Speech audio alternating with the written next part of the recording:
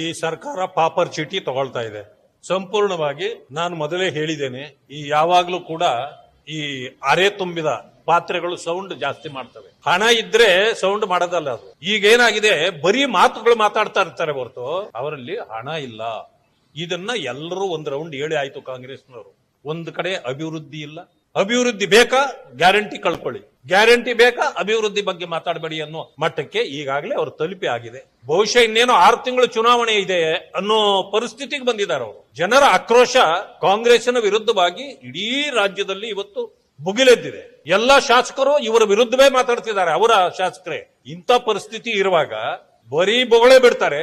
250 ಕೋಟಿ ರೂಪಾಯಿ ಟ್ರಾನ್ಸ್ಪೋರ್ಟ್ ಅವರು ಷಣ್ಮುಗಮ್ 1 ತಿಂಗಳಿಂದೇನೆ ಲೆಟರ್ ಬರೆದಿದ್ದಾರೆ. ಅವರ ಲಾಜಿಸ್ಟಿಕ್ಗೆ ನೀವು ಹಣ ಕೊಡ್ಲಾರ್ದಂತ ಪರಿಸ್ಥಿತಿ ಬಂದಿದೆ.